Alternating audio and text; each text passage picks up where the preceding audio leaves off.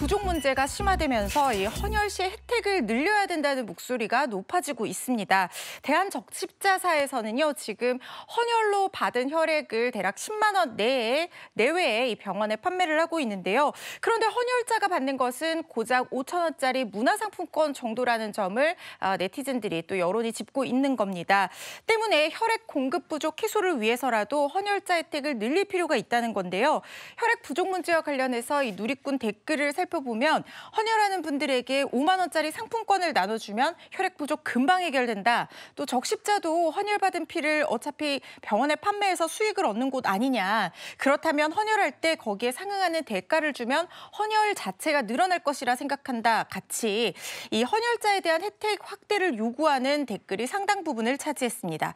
그런데요, 이 적십자사는요, 이런 혜택 확대를 하기 위해서는 혈액 수가, 그러니까 혈액 판매 가격을 높여야 가능하다는 입장을 내놓고 있습니다. 네, 혈액 수가가 높은 것에 비해서 헌혈자가 이 혜택이 적다라는 게 이제 헌혈자들의 의견인데, 반대로 적십자사에서는 혈액 수가가 낮아서 헌혈자 혜택을 더 늘릴 수가 없다는 의견인 것 같아요. 네, 결론적으로 말하면 수가를 높여야지 혜택을 높일 수 있다 이런 얘기인 건데요. 네. 자세히 살펴보면 지난 12일 한 헌혈의 집에 방문을 해서 확인을 했더니 현재 헌혈을 하게 되면요, 말씀드린 문화상품권이나 영화 관람권 또는 손톱깎이 세트나 햄버거 세트 같은 기념품 중에서 헌혈자가 선택을 해서 받을 수가 있습니다. 그리고 이렇게 헌혈자에게 받은 혈액은 적십자사가 혈액 수가를 받고 병원에 공급을 하게 되는데요.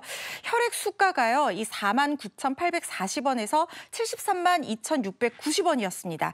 제재별 항목에 따라서 다르게 책정이 되어 있는데, 예를 들어서 400ml 기준 전혈의 경우에는 10만 9,130원, 신선 액상혈장은 6만 300원, 동결 해동 적혈구는 73만 2,690원입니다.